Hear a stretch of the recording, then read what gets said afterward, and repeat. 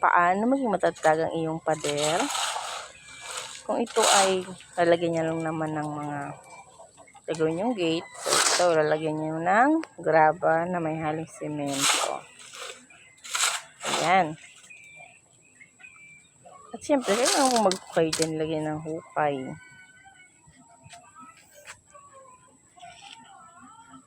Okay, tingnan natin mabuti kung paano kataas yung ito yung lalagyan na ng kuryente para maging matatag ang ilalagay dito. Pero hinahalo ni Chong ang graba at ang semento.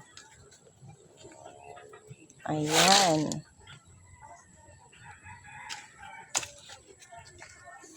Okay, tingnan natin mabuti kung anong gagawin. So, syempre, kailangan mo pa rin siyang dikdikin.